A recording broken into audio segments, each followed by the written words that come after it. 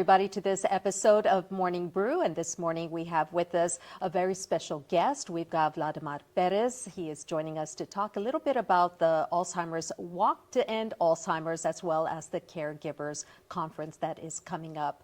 Vladimir, thank you so much for joining us today. Appreciate having you with us on Morning Brew.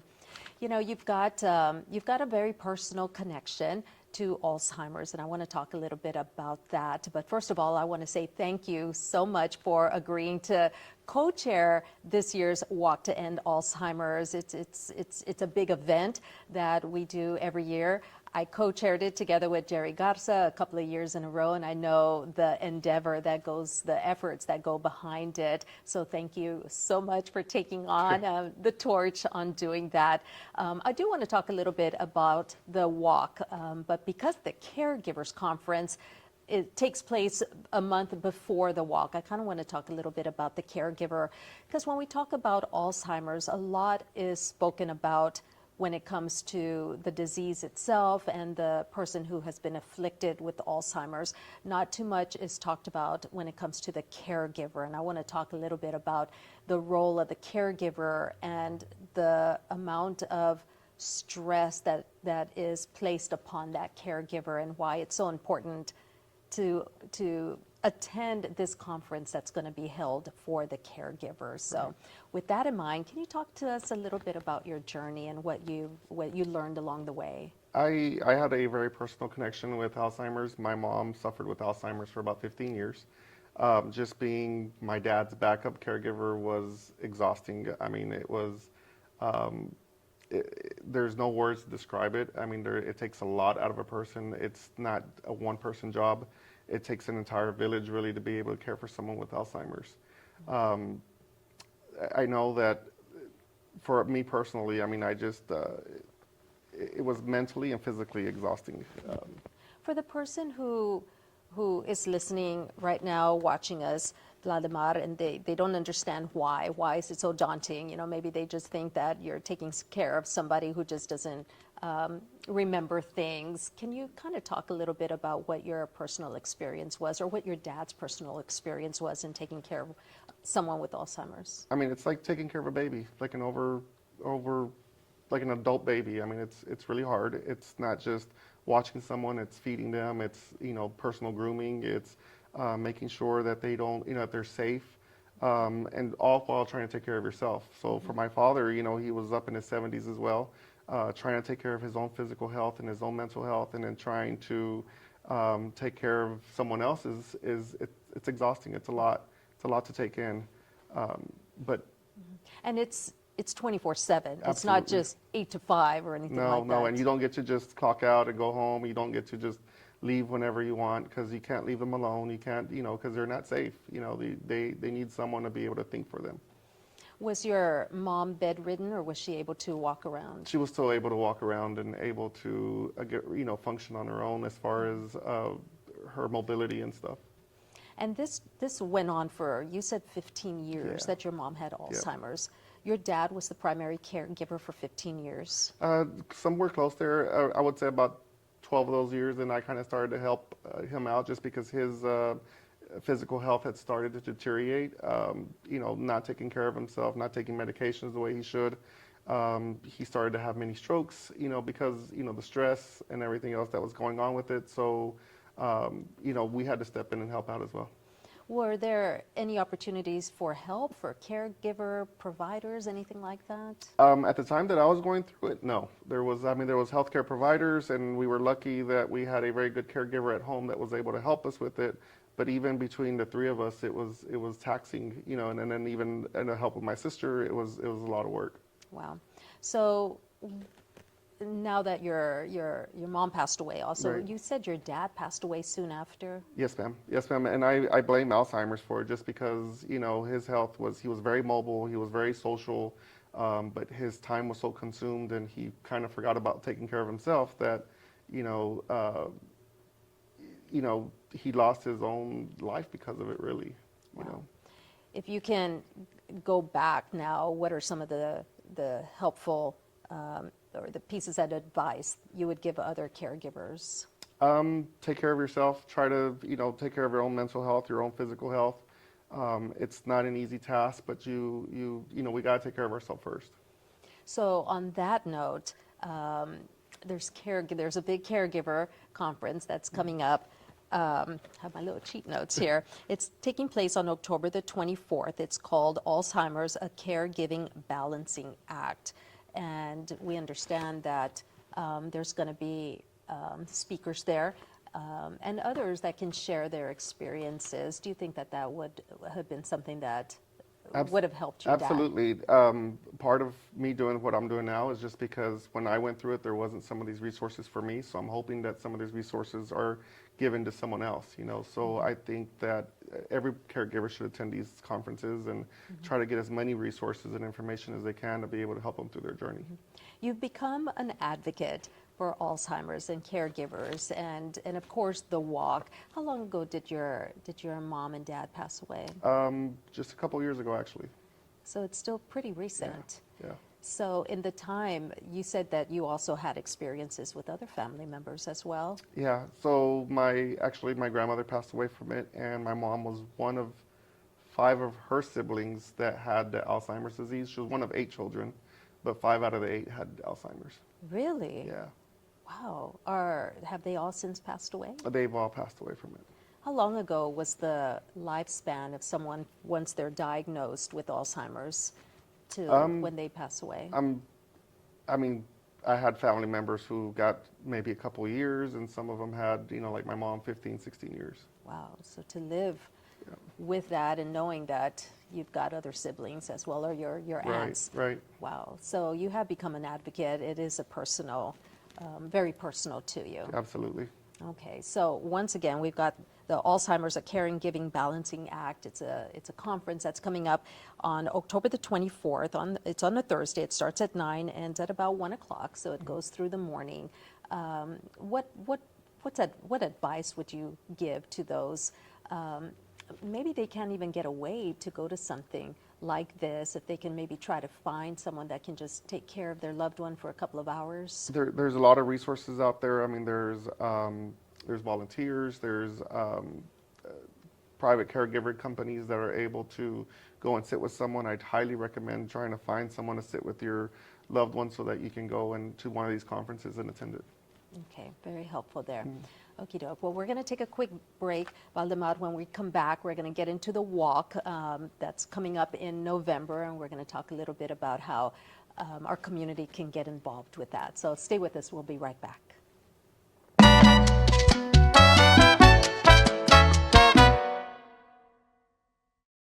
Why pay a monthly fee? Free checking at IBC.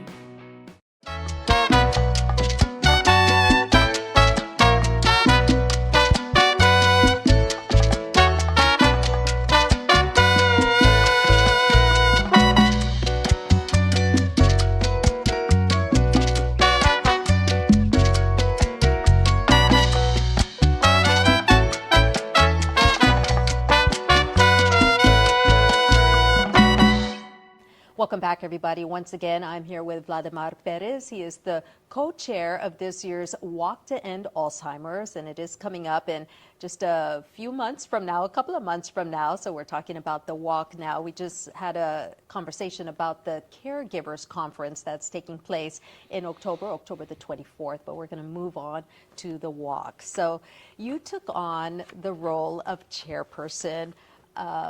You took it on. You've been telling us about your personal experiences with Alzheimer's. So when you were asked to co-chair the walk, what was the first thing that went through your mind?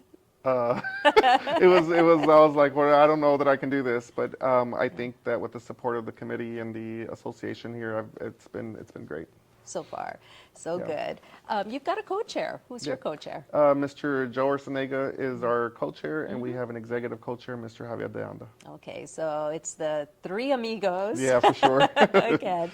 Well, tell us a little bit about the walk for those who are just learning about the walk for a long time. I've chaired the walk before, so I know all about it, but I want our viewers to know about it and to learn, just what a wonderful outpouring of support it is, and how highly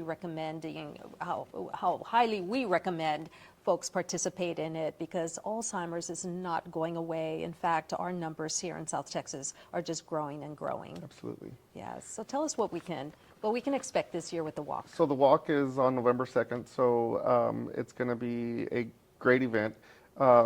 We have, you can register a team, you can have people, any organization, any family can register a team, you can raise funds for it. Once you raise your funds, you go out and walk, and that day we have some t-shirt contests. We're going to have some, whoever raises the most funds will be able to do that, and have it's about a little over a mile, so it's going to be a good short walk, not too bad. How is money raised with the walk? You can raise your money as your team. There's multiple ways to raise money. So you can donate, you can raise money through a team, just either by doing bake sales, car washes, whatever you think is best to raise money, or, you know, of course, a sponsorship. Right, and there's not an individual goal. Of course, we have an overall goal Right. of what we're hoping to raise this year, but any little penny, any dollar amount works. And we've heard some really creative ways how Yeah. companies can do it. You can do Dollar Jean Day. You can, you know, do, like you said, cupcakes, cookies, Right, things like right. that within the office, just to raise a little bit of money. Where does the money go, Valdemar? The money goes, I mean, most of it's brought back to here to Laredo. It goes to research, it goes to programs, it goes to a lot of, back here in Laredo, there's a lot of programs like the Caregiver Conference, caregiver support meetings that they have every month. Some of the money is going back to right here in Laredo for research and for a clinic that they have here in Laredo with the UT Health Science Building. It's partnered up with the Biggs Institute, so Alzheimer's Association funds that. So some of this money goes to that funding as well. Okay, great. So what do people need to do if they want to participate or get a team together? They can just go to the website, register. They can scan one of the QR codes on one of the flyers. They can. I think the website is alz.org/walk. But they can just go there and register a team. You know, there's been a lot of talk over the last couple of years of of medications, so much advancement that's been made in the realm of Alzheimer's. This money goes directly towards that research as well, doesn't it? Yes, it does. Okay, and you've seen in the time that your mom was afflicted with Alzheimer's, have you seen a lot of advancements made? Since then, yes, absolutely. I mean, there's a new infusions that are removing some of the plaques that are building up to causing Alzheimer's. Not quite a cure yet, but it's definitely having some reverse effects on it. So we started off with just pills that were slowing down the process, and now after all these years, they're going back and saying that some of them may or may not have actually worked. But I mean, it was a process back then, and now, you know, we're definitely growing on being able to find a cure. And it's so important also to, you mentioned the Biggs Academy just a little bit ago, or the Biggs Institute, to get a diagnosis early, because a lot of the research and medications that are coming out are showing good progress for early onset Alzheimer's. Right. So it's so important that once you think you start seeing some symptoms, to start getting checked and start visiting with a neurologist, which the neurologist from the Biggs Institute comes down to Laredo and is able to diagnose through a series of exams and, and protocols. Right, and once they do that, they can, you know, get you on one of these medications, and hopefully, you know, that would cause, you know, for it to remove the plaque that's causing the Alzheimer's. Absolutely. Well, when we come back, we're going to take a quick break, but when we come back, Valdemar, I wanted to talk a little bit about the resources that are available here in Laredo. Okay. We talked a little bit about some of them, but I want to get into a little bit more. So stay with us. We'll be right back.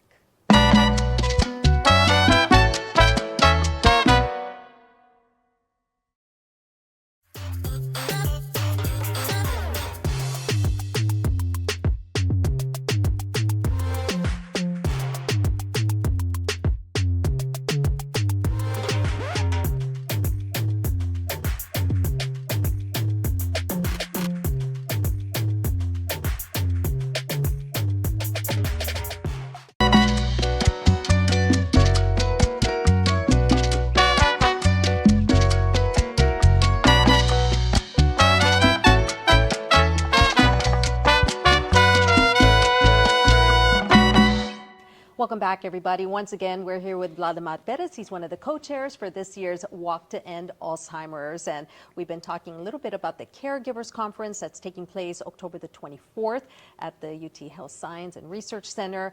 Now we're talking about the walk, which is taking place November the 2nd. And before the break, we were talking a little bit about some of how you can become a walk participant, Right. where the money goes, and so forth. I want to talk a little bit, just a couple of the statistics on the prevalence of Alzheimer's here along the border and in South Texas. Well, in Texas, there's almost 500,000 people suffering with Alzheimer's currently. In the state of Texas, Webb County is number one, tied with El Paso County for per capita Alzheimer's cases. That's a lot, That you know, is a for lot. and the top 10 in the state of Texas. So that's why we're getting so much funding and so much research done here and awareness in Laredo. That's why it's so important. There's a lot of interest in finding out why we are at the top. You know, Right. cities like to be number one in certain things, but definitely not Not in in this, Alzheimer's. So I know a lot of research is going into that to find out, you know, what is happening here Right. with dementia and with Alzheimer's here in Webb County. So on that note, let's talk a little bit about resources. What is available when somebody just gets a diagnosis for Alzheimer's for either themselves or their loved one? Where do they turn to? What's the first thing that you recommend they do? I mean, the Alzheimer's Association has a 1-800 number that they can call out for resources. There's always these caregiver support groups here in Laredo that are happening once a month in a couple different locations. I know they have them in the south and then at the UT Health Science building as well. The resources are there. They're great. I mean, those caregiver support meetings are good because you find out that you're not alone. Other things that are working for other people, where to get some extra help and where to find like support whenever you need to get away. Yeah, so they're great. It's always good when you can find others who you discover are going through the exact same thing that you are. You learn things, you learn maybe things that work, maybe things that don't work before you try to go down that road. So even if they're not clinicians, but they're just your peers, you will still be able to learn and just verbalize and talk to them and find out that, you know, there are other people going through the exact same thing. So those support groups that you were talking about are one of the best resources out there available. Absolutely. Now that 1-800 number, let's talk a little bit about that because it's very intriguing. It's a 24/7 number, and I understand that there's over 100 languages that are spoken by these folks that are manning phones. What kind of answers or what kind of questions can somebody call them with? Really anything. I mean, you can call and ask about support group meetings. You can ask about medications, maybe a local doctor that's helping do any type of research or any type of, there's even a number where if you're in a crisis, they can try to get you some help. There's really just about nothing that they can't help you with. Okay, so this is just like a kind of like a one-stop shop. If you need something or you're at your wit's end and you just need help. Right. Okay. So 1-800 number, we'll make sure to get that 1-800 number on our screen here so that folks can have that number handy. As far as the walk is concerned, Vladimir, there's still plenty of time left to participate. What about sponsors? Sponsors are able to sign up to, I believe, until the end of the month, the 30th, to get a sponsorship on. We have a bunch of great sponsors already. I know HEB, Argentina Oil. There's a couple of them. I have my cheat sheets. We definitely want to call them out in a good way because to be a sponsor for something like this, it's just, it's so heartwarming. So they have Samson, Guadalupe, and Lilia Martinez Foundation, HEB, WellMed, United Healthcare, AEP, and Cigaroa Clinic and Argentina Oil Companies. So they're great sponsors. They've always been sponsors, I believe, for the walk here in Laredo, so we appreciate them. You got some big names there. Yep. Is there still opportunities for sponsorships? Absolutely. You can reach out to the website as well, which is the alz.walk Laredo, I believe it is. And you can sign up for a sponsorship there. Okay, perfect. Now, as far as teams, there's no set number of team members. Just get your team together. Families, a lot of families like to get together and they walk on behalf of their loved one. We see lots of T-shirts with family pictures on them.